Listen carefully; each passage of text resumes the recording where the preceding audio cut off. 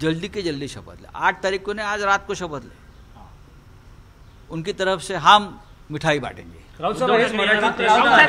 एनडीएच्या बैठकीमध्ये चंद्रबाबू नायडू आणि नितीश कुमारांनी समर्थनाचं पत्र दिलेलं आहे। असं आहे की ते त्यांच्याबरोबर सध्या त्याने एकत्र निवडणुका लढलेल्या आहेत, त्याच्यामुळे त्यांना ते समर्थन पत्र द्यावं लागेल। चंद्राबाबू आणि नितीश बाबू या दोन्ही बाबूंना देश ओळखतो आणि ते काय फक्त भाजपचेच नाही आहे, ते सगळ्या पक्षांचेच आहेत। त्यांनी आधीसुद्धा काँग्रेसबरोबरही काम केलेलं आहे गठबंधनमध्ये, त्यांनी BJP बरोबर अटलजींच्या बरोबर काम केलं आहे गठबंधनमध्ये, ते आहेतच ना। पण मोदींना गठबंधन सरकार चालवण्याचा किती अनुभव आहे? मोदींचा हम करे सो कायदा आहे। आता त्या हम करे सो कायद्यामध्ये हे दोन जी व्यक्तिमत्व आहेत ही किती फिट बसतात ते पाहावं लागतं। सरकार स्थापन होईल पण किती दिवस काम करेल सरकार, किती काळ सरकार चालेल असं तुमचा? बघा, मोदीजींना तिसऱ्यांदा शपथ घेण्याचा विक्रम प्रस्थापित करायचा आहे, तो त्याने विक्रम प्रस्थापित केला की पुढे पाहू। मला वाटतं आदरणीय शिवसेनेचे पक्षप्रमुख उद्धवजी ठाकरे साहेब यांच्या मार्गदर्शनानुसार आम्ही इथं आलेलो आहोत आणि आदरणीय शिवसेनेचे आमचे नेते आहेत लोकसभेचे संजय राऊत साहेब यांच्या नेतृत्वाखाली आम्ही त्या बैठकीला जाणार आहे। त्या बैठकीमध्ये आमचं एकच म्हणणं आहे की आम्ही लॉयल आहोत आणि ह्या इंडिया आघाडीवर आम्ही निश्चितपणे तसेच राहणार, जसे होतो तसेच। सत्तेसाठी इकडे तिकडे पळणारी आमची अवलाद नाही, त्याच्यामुळे आम्ही आहोत तसेच राहणार। हा त्यातला आमच्याच दृष्टीने महत्त्वाचा मुद्दा।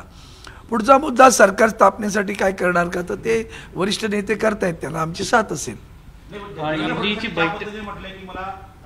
आता उपमुख्यमंत्री पदाच्या जबाबदारीतून मुक्त करा। त्यांनी जो राजकीय व्यभिचार मांडला त्या राजकीय व्यभिचाराची परिणती आहे। आज त्यांना कळ असेल कपट फार काळ चालत नाही आणि ते कधीतरी उघडकीस येतं। आज त्याचे चटके त्यांना स्वतःला दाहकपणे करायला 45+, 45+, ते दुसरे पण आहेत बोल का, त्या दुसऱ्यांचं येत नाही आहे नाव, शांत आहेत वाटतं, लपलेत कुठेतरी। 18च्या वर जर विकासाकडची माणसं तुम्ही राजीनामा राजकारण सोडून देईन, त्यांना पण जरा विचारून घ्या ना तुम्ही कधी संन्यास घेताय। आता वाट पाहते जनता तुमच्या संन्यासाची। अहंकाराने डबडबलेली लोक आहेत आणि जो राजकीय व्यभिचार, सामाजिक व्यभिचार, वैचारिक व्यभिचार आणि आर्थिक व्यभिचार शब्द वापरतोय बरं मी, भ्रष्टाचार नाही म्हणत आहे, व्यभिचार। लॉन्ड्री ही व्यभिचाराचं प्रतीक आहे। असा वैचारिक व्यभिचार ज्याच्या अधिष्ठानं उभा राहिला त्याचं एक प्रतीक म्हणजे देवेंद्र फडणवीस। पण ते नव्हे, त्यांच्या मागे 2 जण आहेत ना, ते कसे चूक लपतील? त्याच्याशिवाय त्यांनी एवढं केलं का? हा व्यभिचार त्यांनी उगाच केला, कोणाच्या तरी सहकार्यच केला ना। आमचाही एक व्यभिचारीच त्यांना भेटला ना। मग हे व्यभिचाराला देणारे म्हणजे मी एक आठवण सांगतो, कसे वंदनीय शिवसेना प्रमुख वागायचे। केशुभाई पटेल भारतीय जनता पक्षाचे गुजरातमधले नेते, ते तिथे त्यांच्या आपसामध्ये भांडणं झाल्यानंतर केशुभाई पटेल वंदनीय शिवसेना प्रमुखांना भेटायला आले।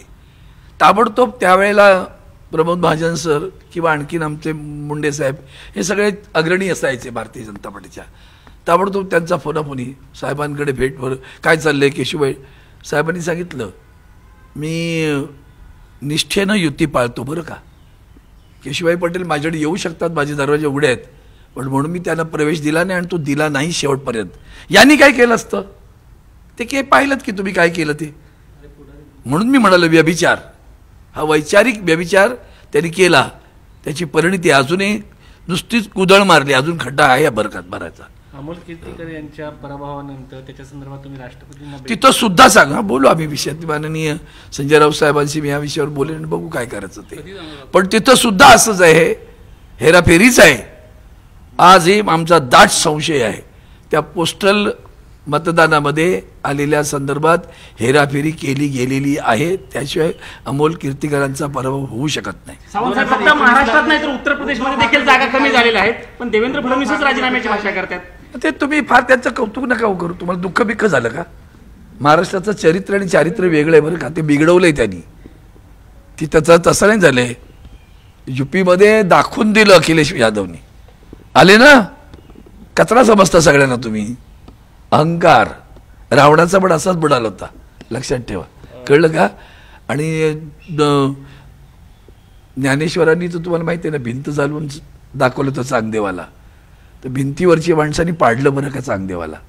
सावंतसाहेब तुमच्या 2019ला 18 जागा आल्या होत्या, यावेळेस 9 जागा आलेल्या आहेत. हो कबूल आहे ना, पण तुम्ही एक विसरताय, शिवसेना फोडली, सत्तेचा गैरवापर करणारी, मी आता एक शब्द वापरला काळेसाहेब, तुम्ही विसरू नका बरं का.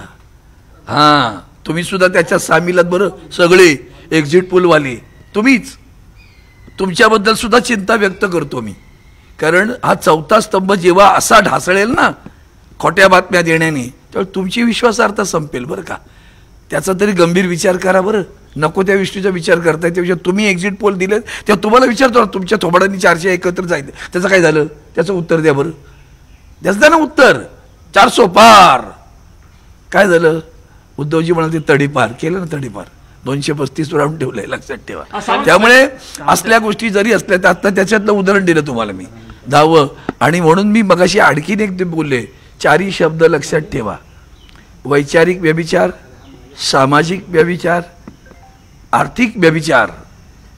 काय पैसा वाटतात ही माणसं, त्यांना विचारा ना, मॉनिटायझेशन, भ्रष्टाचार को छोडो, खातो न ती देता कुठून पैसे, मग खातो न ती. तर आमच्यासारख्यांचे हाल आहेत कुत्र्यासारखे.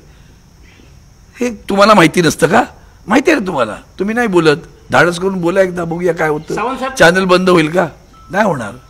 उघडा नाही का दुसरं शोधपत्रिकेतलं, एकेकाने कधी किती खर्च केला, काय केलं कळलं ना, जरा कळू द्या ना जाऊन समजायला. आणता कुठून असं भाजपला विचारलं का कधी? ज्या भाजपचं एवढंसं झोपडं पण नव्हतं महाराष्ट्रात कार्यालय, अख्ख्या महाराष्ट्रात त्यांची एअर कंडिशन कार्यालय, हे सप्ततारांकित आहे. विचारा ना पैसे कधी कुठं आणले म्हणून, विचारलं कधी? विचारा कधीतरी, कळू दे लोकांना. PM केअर फंड काय आहे, तो केअर कोणाची घेता ते पण कळू दे ना. त्यामुळे ह्या सगळे प्रश्न. अजितदादांच्या जवळपास 10 आमदारांनी सुप्रियाताईंना अभिनंदनाचा मेसेज केला आहे. चांगली गोष्ट आहे. इच्छा व्यक्त केल्याचं देखील समजतंय. संस्कृती आहे महाराष्ट्राची अभिनंदन करण्याची. बाकी पुढचा विषय माझा नाही. पहिली